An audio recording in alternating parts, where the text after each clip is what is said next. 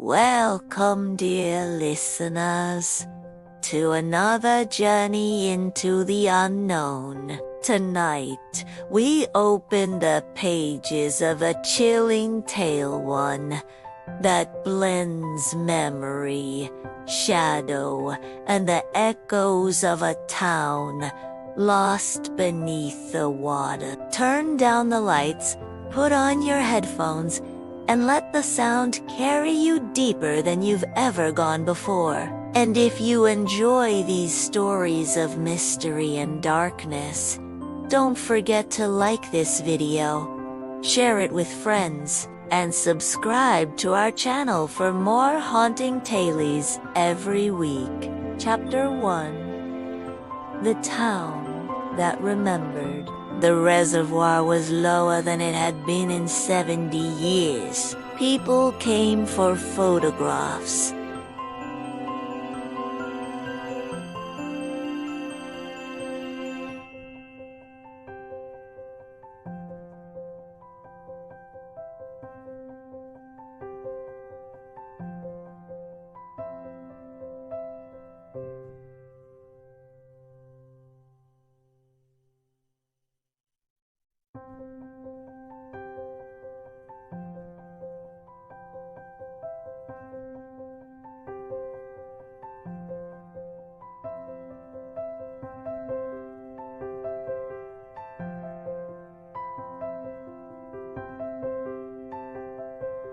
Retirees.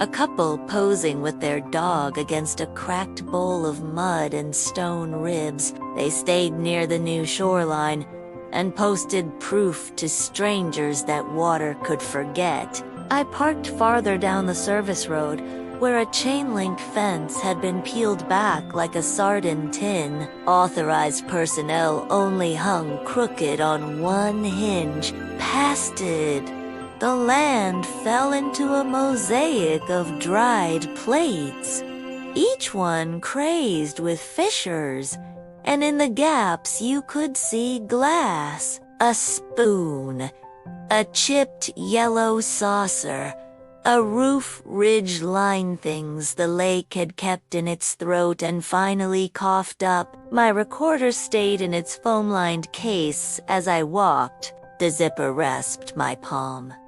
The case had cost me a month of rent. In the end, good sound is what I could sell. It called me no. He had called me 2 nights ago, a voice like crepe paper, like someone practicing how to sound human. "Mr. Cole," he'd said, "it's time. The bells will ring this week for the first time since '55. I want you to record them."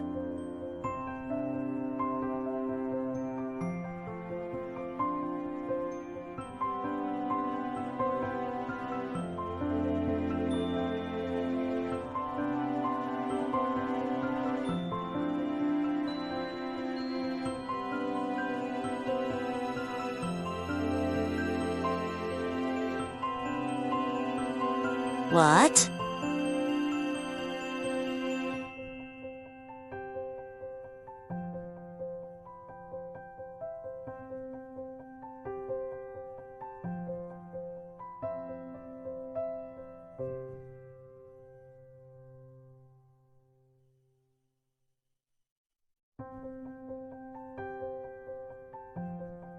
What?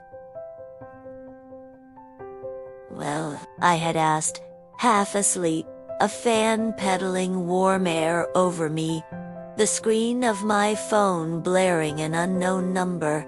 "The Bells of St. Lucian," the voice said. "You don't know the name, but you know the sound." I didn't. But money is money and drought is drought.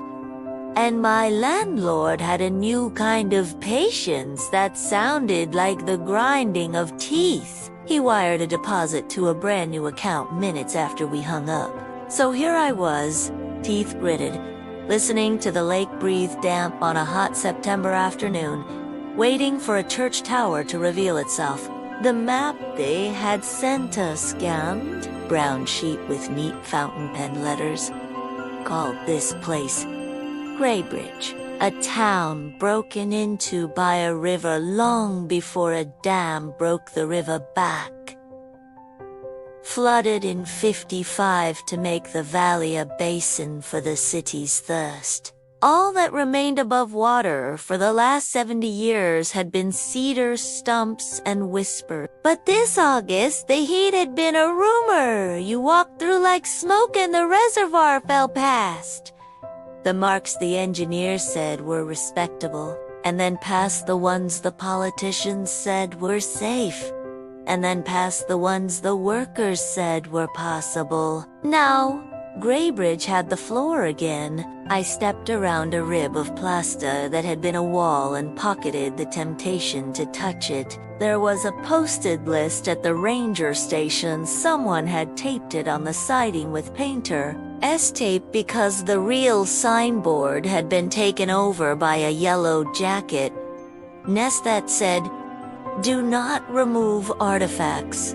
They were big on that phrase. They didn't say what counted as an artifact.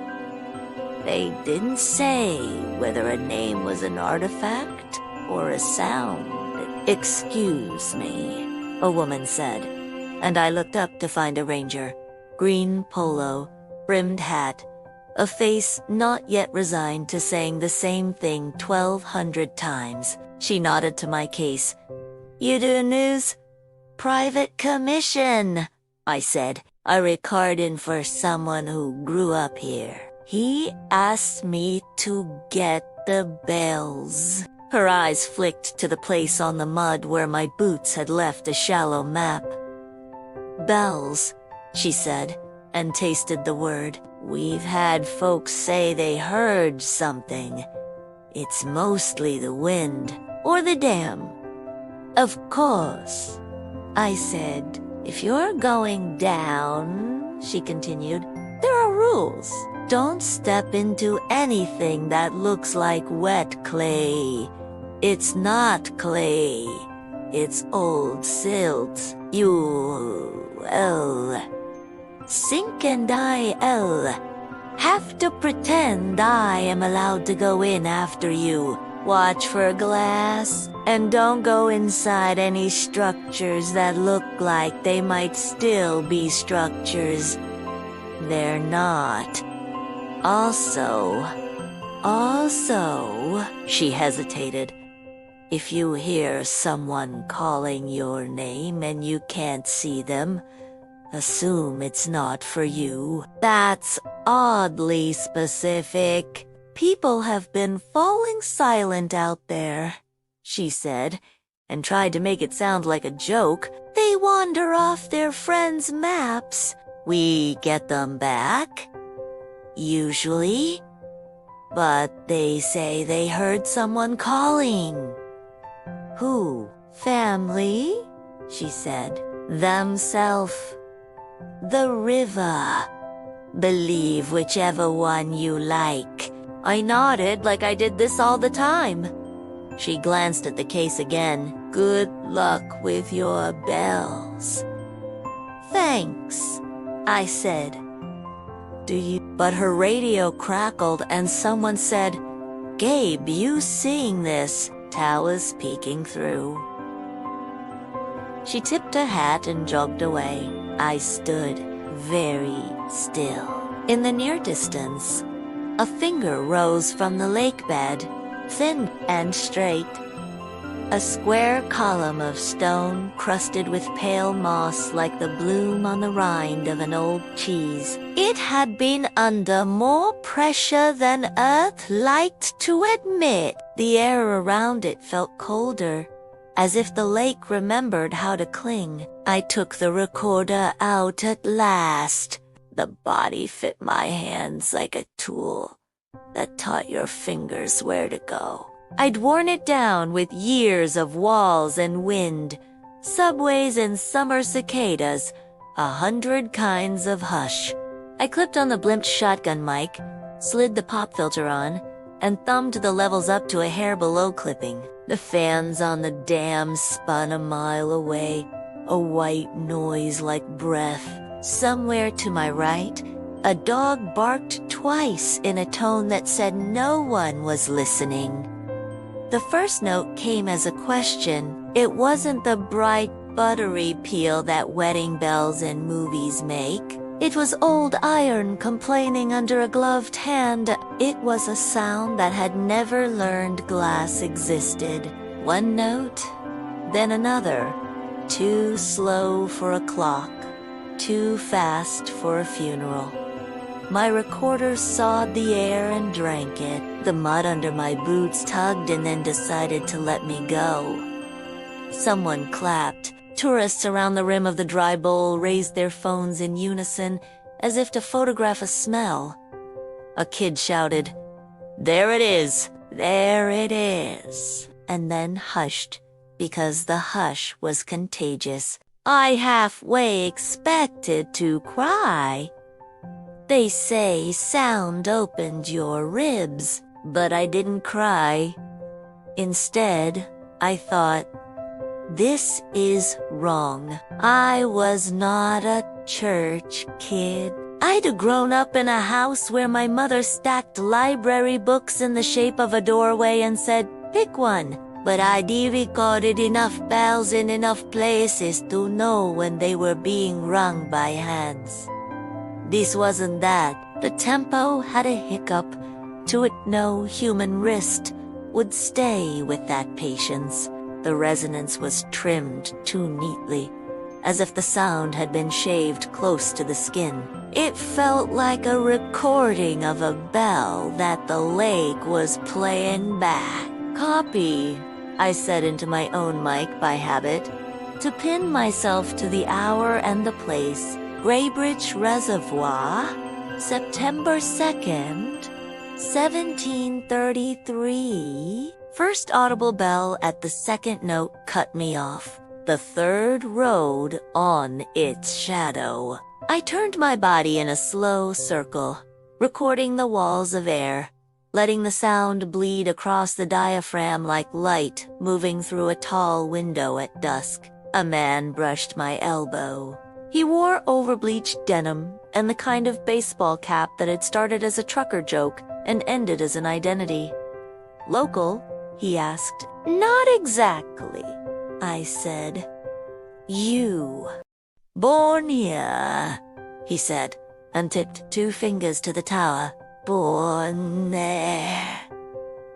Didn't he think I'd hear that music again in a century that thrived on different kinds of lies? "You think that's it? That faint thing? It's clear," I said. "Through the mud. I could walk to that bell, blindfolded," he said, and his voice went thin. "I could walk to the door." "You can't," I said. "The ranger." He laughed. It was polite and fond and exhausted, like a man tolerating a child's rules while he watched something eat the horizon. "You're here to capture it, aren't you? A trophy of sound? Name's Edgar. My daddy was the caretaker. He taught me to ring her just so she didn't crack." He cupped the air around my mic with his hand, then pulled back. Embarrassed. "Sorry, it's fine," I said. "Do you want to tell me something about it?" "Anything. I can record your story with my story," he said, and chewed the word as if it had bone in it. "Stories aren't good here. They get in your clothes. People told a lot of stories the week they flooded us. They said we'd get to keep our dead. They said the water wouldn't take the church, because even government water respects a name. Then we watched the steeple drown with the shape of God stuck in it like a cough. He eased back, and his gaze waded out somewhere I couldn't follow. "You got a card." I fished in my pocket and handed him a business card printed cheap.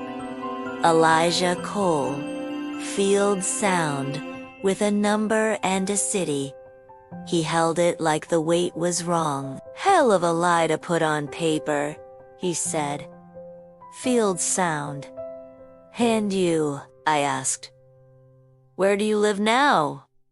"Cobb Lane," he said. "Above the bait shop. My landlord thinks my money sounds exactly like everyone else's.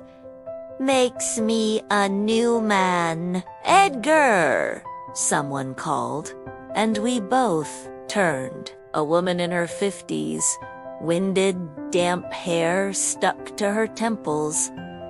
She lifted a hand in apology when she saw me. "They want us to move the cones again. Parts of the road are."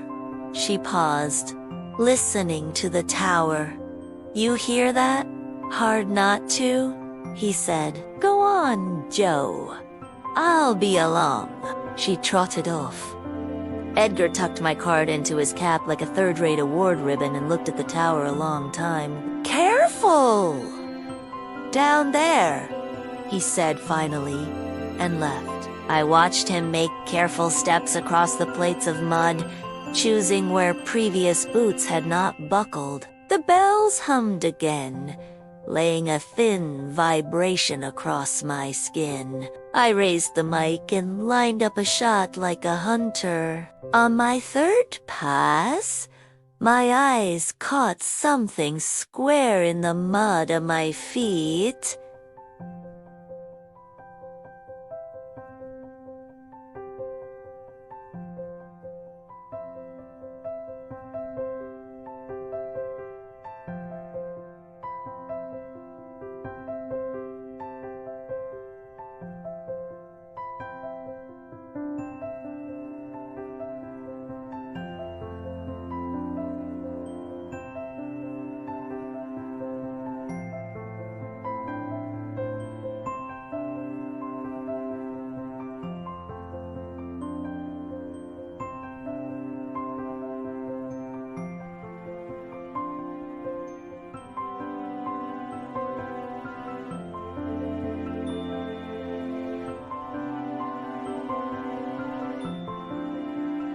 It looked like a parcel rescued from a door stoop in the rain.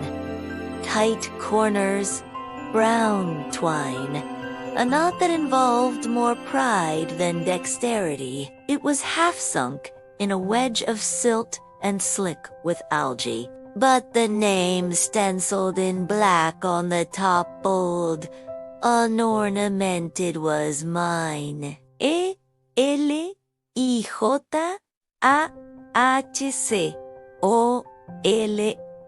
No. Address. No. From. The letters were military in their neatness. The twine had tucked-in ends, sharp as new haircuts. I crouched, keeping my weight on my heels, and slid it over with 2 fingers. It gave like something well wrapped around something soft. For one stupid minute I thought someone from the client drove all the way out here earlier and dropped this for me. Then I looked at the mud. No footprints led to it. The plates around it were unbroken mosaics. I glanced up. People still hovered near the rim. The ranger shouted into her radio. Edgar spoke to the woman, Joe, drawing lines in the air with his hand, remembering a street that wasn't there. They looked like the living still hustling, still trying to put the world on a leash. No one was watching me. The tower let go another note. I turned my recorder's gain down a fraction and kept it running. I needed it, memorializing me, memorializing all this. I cracked the parcel's knotted bow. My hands were very calm. Inside was another layer of canvas. Inside that, a box, wood varnished, with a hasp so cheap it felt like it had been only pretending to be a hasp in a play. The lid was glued. It gave when I dug a thumbnail under the lip. The first thing I saw was paper. The second was that the paper was not blank. It was the kind of paper your fingers remember how to tear even when your mind doesn't. Good paper. Vellum thick ragged, faintly toothed so your pen knows when to stop. The top sheet had handwriting in brown-black ink that had feathered into the fibers in a way that no printer can fade. The first line was a date, March 19th, 1951. The second was a name, for Mr. Eliva Cole. Nothing else. Blank space that glared harder than words. I lifted the sheet. Under it were more and more, a stack heavy enough to weigh the box to the mud. On the 5th page, a sentence. You arrived at 1733. On the 7th, a paragraph. The ranger with the dark braid will warn you not to follow the sound. You will thank her and think of all the places you have been warned. You will say copy into the microphone because you have said it in iron rooms that smelled like trains. You will think you don't believe in superstition, only in physics. Swollen with weather, you will not realize that faith and physics make a knot where the water goes thin. I stopped. My throat had gone paper dry. The bells themselves seemed quieter. I glanced up and saw nothing looking at me that hadn't been looking at me before. The tower pried out another note and set it on the air. The bottom of the box held something that wasn't paper. It was small, iron dark, cool on my fingers. I lifted it and saw a key. Not to a house, to something older, carved with loops an engineer would call unnecessary. Attached to its ring was a scrap of ribbon once red, now the color of a dried artery. There were more pages underneath the key, dense with the small, careful handwriting of someone who thought ink thrifty. The 16th had a line that felt like a finger tapping my chest. When he says not to go inside, you will go inside. Bring this key. I put the key back and tried to find a place in my head where this could be a prank. A good one. A magic trick. I had given my name to one person in this valley. The voice on the phone. He'd asked me to get the bells. He hadn't called back. He hadn't given a return number. Half the people I knew didn't call at all anymore. They scheduled you like a haircut.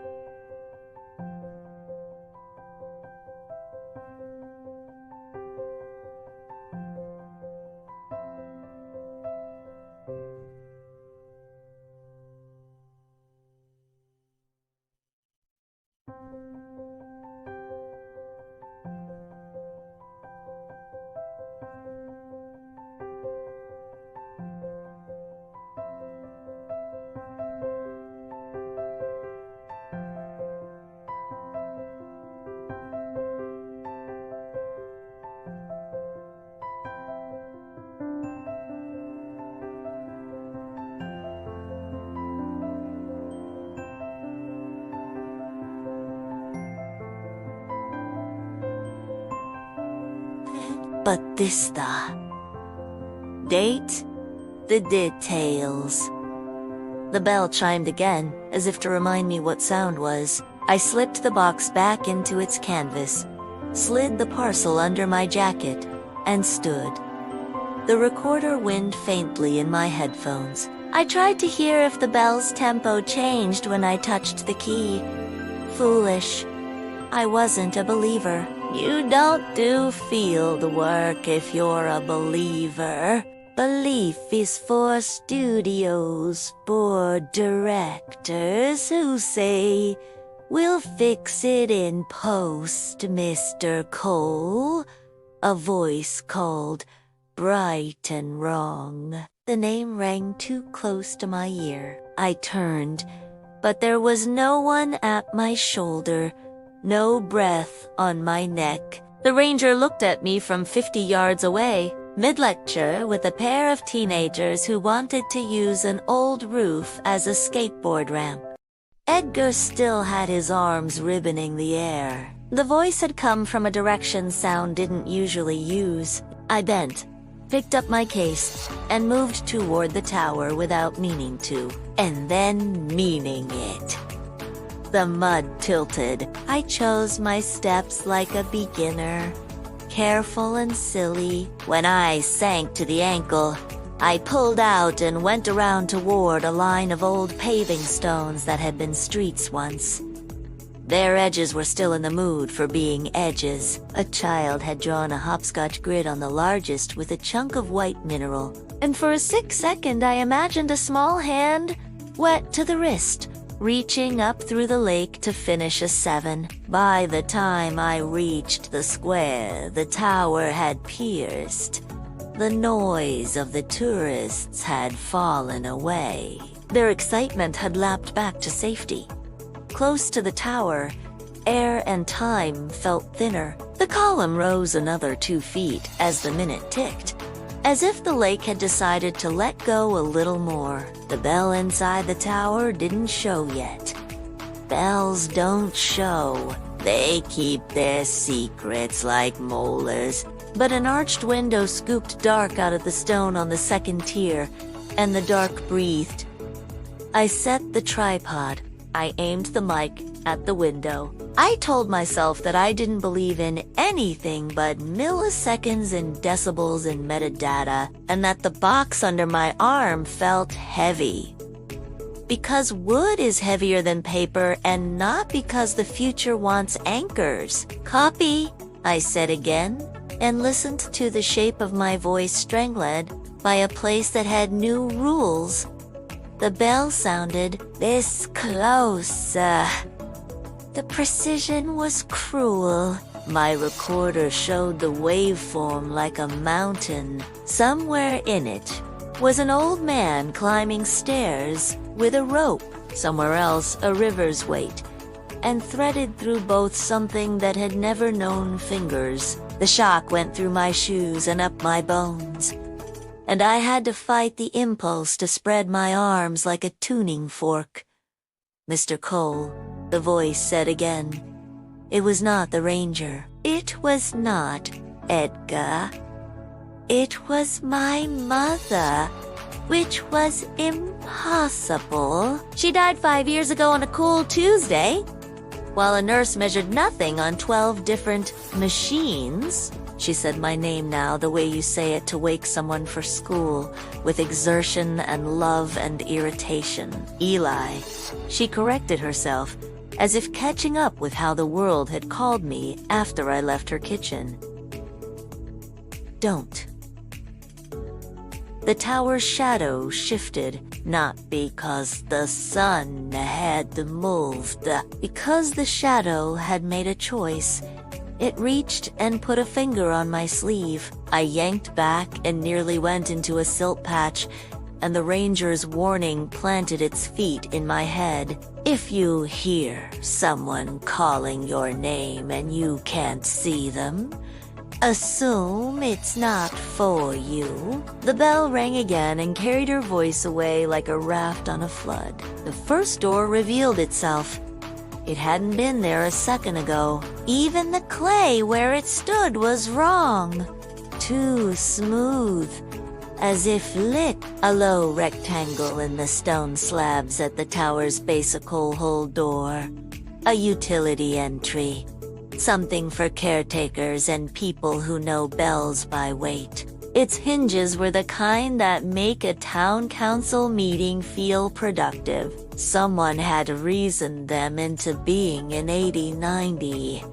In the seam between door and stone, water slurred upward and fell back. The key in my pocket burned like a coin fresh from the mint. You don't do field work if you're a believer. I went down on one knee and pressed my ear to the seam. There was sound there, not the clank of a chain, not the hum of a sump pump, not even the dry rasp of something dead that would prefer not. It was voices, many and small and patient. We all know what many voices sound like. Stadiums, protests, applause. This was nothing like that. This was the sound many voices make when they hurt and do not tire of the hurt. It was gentle. It had no center. It went through the bones in my face like someone was sanding them smooth. The key wanted the hasp it had been made for. I slid it into the lock, and it fit with the contempt keys reserved for doors they have always owned. The twist had a depth that surprised me. A third of a turn, then a click, then a farther turn into a part of the mechanism that existed more in faith than in metal. The door unsealed itself with a sigh you could mistake for relief. A smell rose up like books kept underwater. Tannins and old glue. Behind me, someone grunted. A noise of effort and age. I flinched and turned, but there was no one within 30 feet. The tourists were voices. On a ridgeline, the ranger shouted, "Back! Away!" And a ripple of unease passed through the group like a cat under a tablecloth. Edgar stood with his hands on his hips, one foot on a chunk of curb, watching me with a face that refused to choose between warning and hunger. You don't want to be inside when it goes, he called, cupping his hands. If the water shifts and the silt liquefies, yield. The door pulled itself inward by a handbreadth. Heat left the air, as if the tower had opened a lung and drunk. My recorder dipped its levels a hair, the way electronics do when the power thinks about not being enough. For a second, I thought there was light inside. Then I realized the opposite. The light at my shoulder stepped in first. There was the scrape of something on stone, and then a pause, as if whatever had moved was listening to. Across the mud, the ranger cursed. It wasn't a language for public use. It was the kind of word you throw at something that refuses to be an animal. The teenagers by the roof finally looked scared of something that wasn't the ranger. I had 3 thoughts, and they arrived. As a sequence, like steps. You're being an idiot. You are exactly the kind of idiot people make documentaries about. Your mother told you better. Then I had a 4th, and it was the one that moved me. Sound goes where humans don't. That's what you're for. I slipped the recorder strap across my chest, left the tripod, held the mic with 2 hands like something to catch a fall, and ducked inside. The floor was stone and slick with a fine grease of sediment. The walls had once been whitewashed, and now were the color of holding your breath. The air felt thin but wet. I could have swallowed a cup and still been thirsty. The stair turned quickly left and down, All that old satisfaction of carpenters who loved corners. Above me, the door breathed shut. There was no click, as if it had forgotten how to pretend to be a door in a house. The first landing was small and held a wooden chair. That was wrong. No one puts a chair on a bell tower landing. The chair faced the wall. On the seat was a book with a cloth cover the color of a bruise. Water had blistered it. The letters on the spine read Pare. Ledger 1940 to 1951.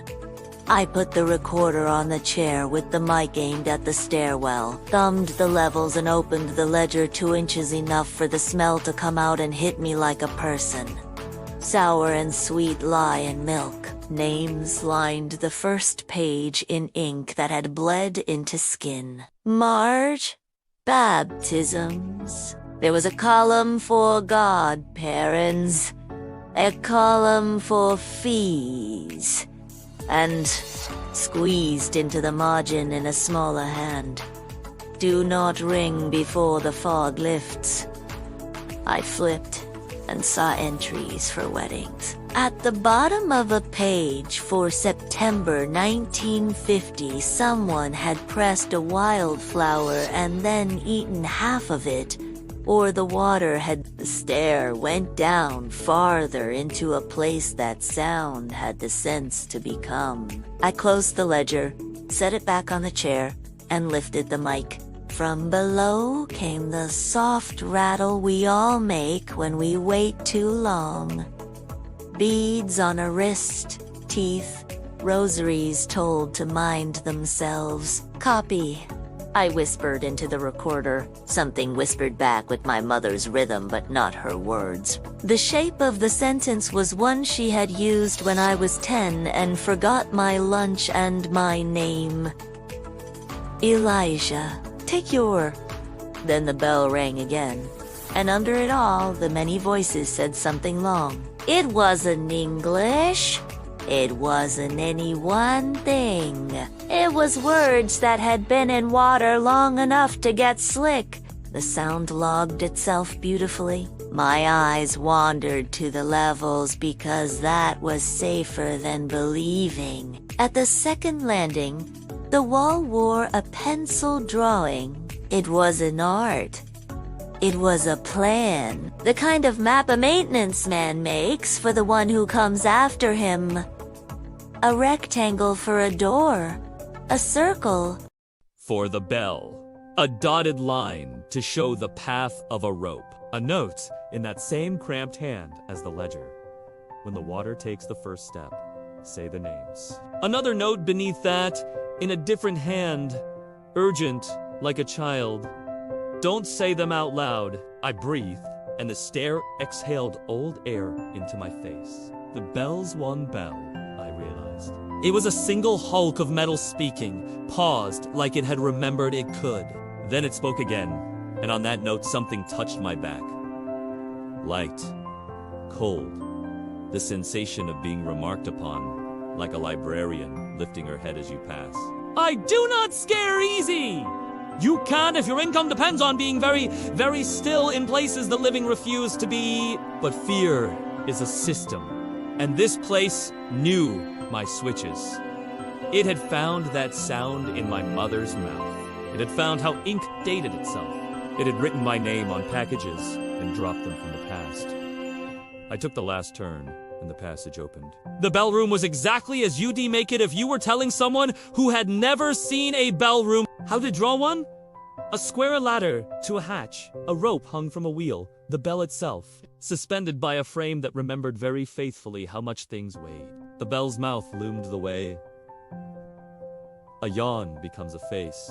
There were no windows, except a slit of an arrow loop that let in a strip of weather. There was also, which there should not have been, another door. It stood in the interior wall as if the tower had decided it liked the look of doors and was ordering more. This door was wooden and painted the awkward green of doctors' offices in old photographs. There was no keyhole I could see. A sign above it, carefully lettered, said, Archive. Someone had placed a little bell on a shelf by the door. The kind shopkeepers ring when you come in. It was copper. And it looked new because copper always looks new, even after it has learned your secrets. A tag tied to its clapper, but Twine said, For entry, ring once if you know your name. Ring twice if you do not ring 3 times. The bell upstairs answered the little bell's insolence with a depth that shook plastered dust down onto my shoulders like a gray confetti thrown at a funeral. My recorder hissed in mild complaint and then recovered. The level meters kissed the red and fell back. My hands stung like I'd slapped something. I did not touch the little bell. I did not ring anything. But the door marked Arca breathed, and the many voices below the floor of the room rose as one like fish at a handout. And somewhere far away on the dry bowl, the tourists cried out, because the tower had come up another half-foot, because time began moving for them in a way they could see. I stood with my microphone, held out toward a note only I could hear. And the first chapter of this story shored itself up around me. All the silt of 70 years deciding I was good enough to stand on. My mother's voice, kind and ragged and nowhere, said my name one more time. A knuckle on a door that hadn't been invented when she died. Eli, it said. And in that syllable was every softness and every order she had ever given. I steadied the mic. I never breathe shallow. I never rush. But I did then! Copy! I said, because I needed to believe words could make it back up the stair. The archive door opened. Chapter 2. The archive. The door sighed wider, as if it had lungs. The green paint looked damp in the dim, breathing light. Beyond it stretched a narrow corridor lined with shelving that had no right to exist in a bell tower. I raised the mic, steady as prayer. Inside, the archive smelled like dust that had drowned. Each breath tasted faintly metallic, like coins clinking under my tongue. The shelves were stone, not wood, each cradling objects that didn't belong to this century. Jars. Dozens of them. Maybe hundreds. Glass swollen at the belly and cinched at the throat with wax seals. Each had a strip of parchment tied to its neck with twine. My recorder picked up a faint hiss the human ear would have dismissed as silence, but silence has its own weight, and the meters quivered as though the jars hummed. I stepped closer. The first parchment I could read said simply, Mary Cutler, 1907. The next, Thomas went minus 1,931. Another Elijah Cole, minus 2,025. My chest locked. The wax on that jar was darker, fresh, as if it had been sealed this morning. Condensation clung inside the glass, a breath that didn't know whether it was allowed to leave. I whispered into my mic. Graybridge Archive. Names inscribed on jars. Temporal inconsistency. Confirmed. The bell above answered with a single low groan that made the shelves tremble. Several jars rattled, and in the soft quiver of air I heard voices layered faint, a dozen throats pressed against invisible glass. I couldn't tell if the voices were pleading or singing. At the far end of the corridor sat a lectern carved into the wall. A ledger rested there, open to a brittle page. The handwriting was careful, the kind of hand that belonged to priests or men paid by the hour to never hurry. March 19th, 1951. Initial intake, all souls accounted for 317. Bell must be rung at intervals to prevent below the list. A margin note in another hand, rushed and cramped. Do not ring more than twice. 3 times, invites return. I flipped further. The dates moved forward until they stopped in 1955. The final page read, Flood schedule complete. Seal archive. Await witness. Beneath it, in faint pencil, Witness will be Elijah Cole. I closed the ledger fast enough to stir a cloud of ancient dust. My fingers shook. My name again, scrawled decades before I had been born. Behind me, one jar gave a soft crack. I turned. Hairline fractures spidered across the glass of Thomas WENT 1931. A hiss leaked from the split, a whisper too thin to make words. The recorder strained. I leaned in, instinct at war with terror. Don't, the voice formed, fragmented by the crack. Don't ring! Another jar trembled in sympathy. Then another. The shelves began to murmur, a low choir of warnings and regrets. I backed away until my spine hit the wall. My boot scuffed a stone plate inset into the floor. Etched there, under years of silt, was an inscription.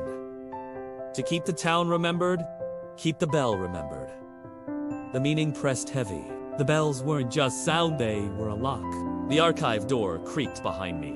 I whirled, but it hadn't closed. It had opened wider, inviting, as if something else wanted in. The rope from the bellroom swayed, though no hand touched it.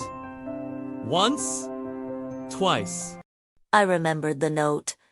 Do not ring 3 times. But the rope lifted, taut as a vein, and pulled itself a 3rd. The bell above answered. The jars screamed. Glass shattered down the shelves, one after another, as if an invisible mallet had struck them all at once. Voices flooded the corridor, hundreds, overlapping, every octave of human fear and longing. Names poured into the air like smoke. Myra Carter Redland, meters flaring, scarlet. Through the cacophony, one voice rose clear. A woman's raw. Close enough I swore she stood at my shoulder. Elijah. Bring the key deeper. They're not all meant to stay. The archive darkened, though no light had changed. The shelves bent inward as though the stone itself wanted to crush the secrets it had kept too long. And somewhere beneath the rising storm of voices, under the bell's endless 3rd toll, I felt steps climbing toward me from below the floor. Not echoes, not memory. Steps. 3. The keeper below the steps came slow, deliberate, as though whoever or whatever climbed had all the time in the world. Each strike against the stone carried weight enough to make the jars quiver on their fractured shelves. I pressed my recorder tight to my chest. Mike still pointed forward. The red levels steadied, but a deep hum sat beneath everything, like an animal growling just below hearing. The floor hatch at the far end of the archive shifted. It wasn't wood. It wasn't even a trapdoor I could explain. It was a circle of stone carved with spirals that seemed to twist when I stared too long. Spirals that tugged at the corners of my vision like hands on a dream. The steps stopped beneath it. Silence stretched. Then a knock. 3 measured raps, polite as a neighbor. My first instinct was stupid. Answer. My throat wanted to call. Who's there? But the memory of the ranger's warning tangled my voice. If you hear someone calling your name and you can't see them, assume it's not for you. The stone hatch grated, sliding sideways on hidden tracks. A rush of air spilled up, wet and heavy, carrying the smell of riverbeds and grave dirt. A figure emerged. Not entirely man. Not entirely not. He wore what might once have been a caretaker's uniform, the fabric warped by decades of damp brass buttons eaten pale. His face was a mask of silkskin too smooth, like it had been pressed out of clay and then soaked, yet his eyes shone sharp, as if the lake had polished them instead of drowning them. He carried no lantern, yet the archive lit enough for me to see him clearly. Or perhaps it dimmed everywhere but where he stood.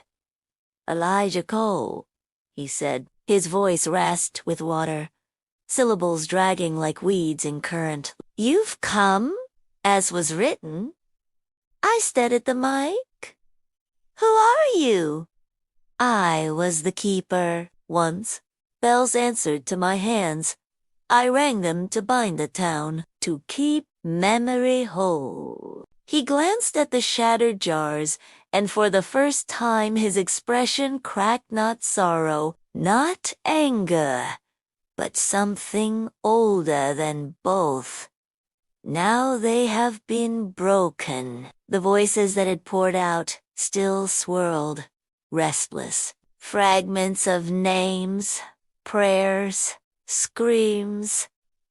My recorder drank them all, greedier than me. What are these jars? I asked. Not jars, the keeper said. Vessels. We sealed what the water would not. Memories. Names. The spine of Graybridge. Without them, the town is only stone, and the bell. The bell is the lock. His gaze fell to the rope above, still swaying faintly. 1 toll holds them. 2 calms them. 3 opens. Opens. What? You heard them, he said simply, tilting his head as though listening to the chaos of voices like a choir only he could conduct. You heard what should not breathe. The jars crackled louder. Splinters of glass hit the floor and dissolved into ash, as if even broken they refused to stay ordinary. You carry the key, the keeper said, his eyes fixed on my jacket, where the iron weight pressed against my ribs. Bring it deeper. Deeper where? He lifted one hand, mud dripping from his sleeve. He pointed down into the hatch he had climbed from. Darkness churned there, not passive but moving, swirling like a living thing. The archive goes further than this tower, he whispered. Below are the names not written, the ones erased when the water rose. They wait, and they are hungry to be remembered, the recorder hissed, picking up words beneath his. Other voices shaping the same sentence, overlapping him, speaking with him, speaking through him. A chill slid up my spine. And if I don't go deeper, the keeper smiled, or something like it. His teeth were river stones, smooth and dark. Then Graybridge comes up to you, as if to prove him right. The entire tower shuddered, dust sifted from the ceiling, and the bell above groaned as though the rope had been pulled again by unseen hands. Outside, faint through the tower walls, tourists screamed. Not playful, not excited. Screams like people who had watched the lake give back more than it had taken. The keeper extended his hand toward me. Not forcing, not yet, but waiting. Choose, he said. Lock it tighter or carry the key. When no sound is gone. The recorder buzzed against my palm, almost burning with the overload. The voices in the air surged together. One phrase finally shaping clear. Bringeth out, Chapter 4. The bells remember. The keeper's hand hovered, patient, as though he knew time bent in his favor. My recorder hissed against my chest, alive with voices that had no business speaking. Above, the bell struck again. The entire tower shook like a ribcage coughing. Screams bled in from outside. Tourists. Rangers, maybe Edgar.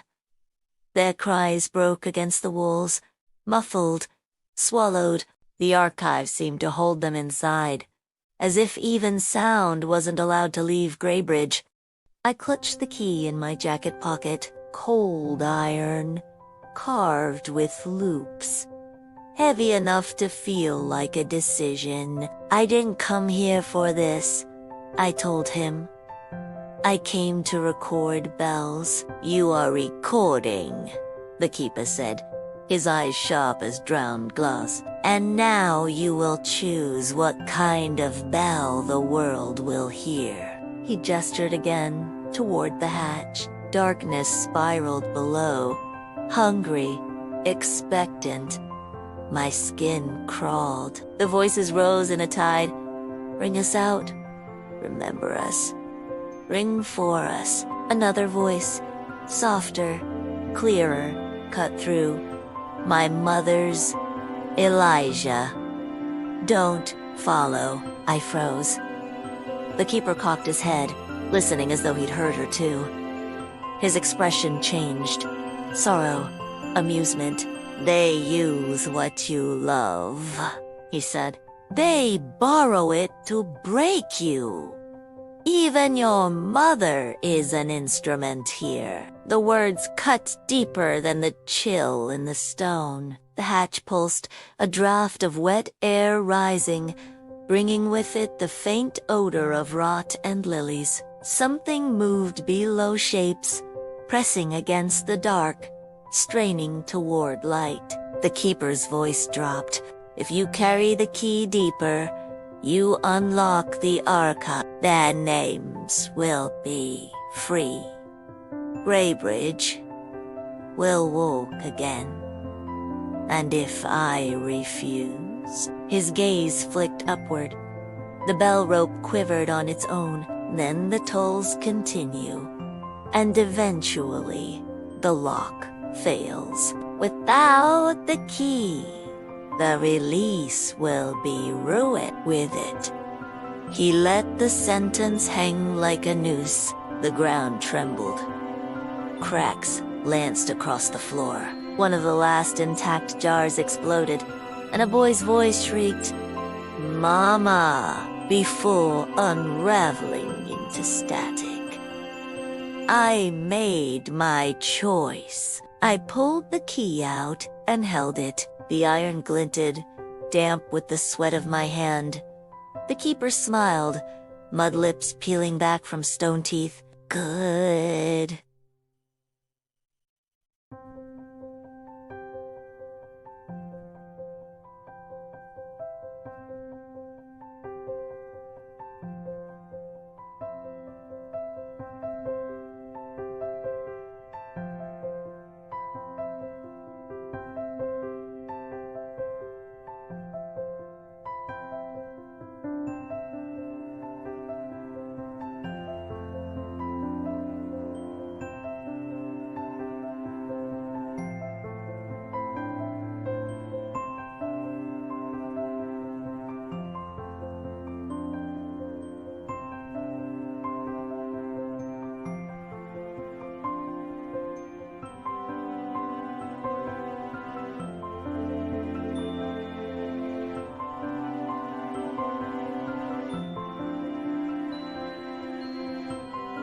He descended first, sinking into the hatch, his body blurred, more shadowed than flesh, but his steps rang true on the spiral below. I hesitated, then slung the recorder strap tighter, mic forward, and followed. The stairwell was endless, carved in stone older than the dam, older than the town. Water seeped through cracks, streaking walls with black veins. My breath echoed louder than footsteps, and still the recorder caught voices louder than either, chanting, whispering, humming, lullabies and dirges. At last, the stair opened. The chamber spread wide, a cavern beneath the lake bed. Rows upon rows of shelves rose like ribs. Not jars, now coffins, wooden, iron-banded, stacked too high. Each marked with a name, some names familiar from the jars above, others erased. Only gouges where letters had been. The air vibrated. Every coffin trembled faintly, in rhythm with the tolling of the bell above. The keeper stood before a great door at the far wall. It wasn't wood or stone, but metal blackened by centuries, etched with spirals like the key. "This is where they wait," he said. "Where memories sleep, the key was made for this lock." The voices swelled, desperate. Elisha.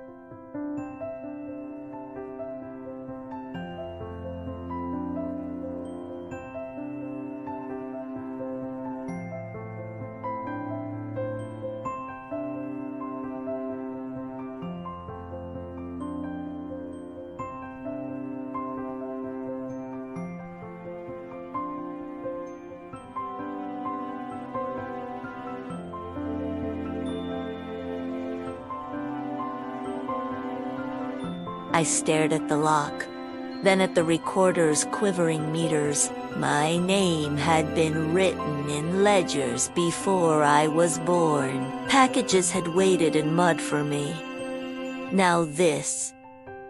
What happens if I turn it? The town breathes again, the keeper said.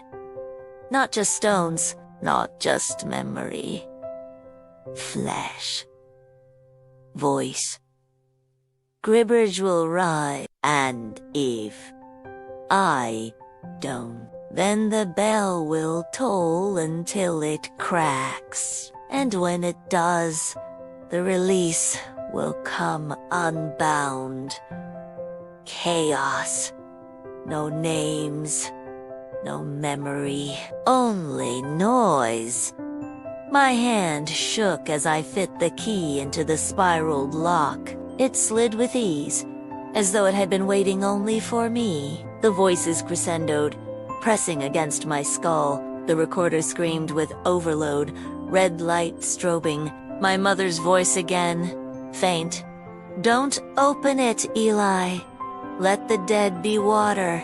The keeper's eyes gleamed. "Turn it." I twisted the key. The door shuddered, groaned, and split. From the seam poured lightna. Not light, but memory, luminous. And thick shapes surged out.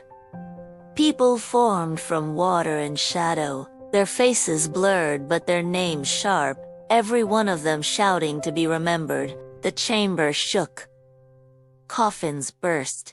The bell above roared. Not struck by rope, but by the weight of all their names at once. The keeper laughed, a sound like drowning.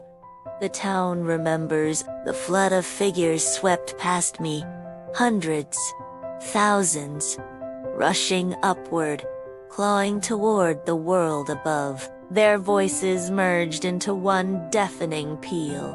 I stumbled back, recorder still running, capturing the impossible. A town resurrecting itself in sound. The last thing I saw before the tide consumed the stair was the keeper dissolving into the crowd, his voice joining theirs. Graybridge lives, then darkness, then bells. Bells without end. You've just heard the story of Graybridge, a place where bells remember what the living forget. But perhaps some doors should never be opened, and some names never spoken aloud. Thank you for listening until the end. If you felt the chill, show your support by liking this video, sharing it with others, and subscribing to stay with us on our journey through mystery, horror, and the unknown. Until next time, sleep well if you can.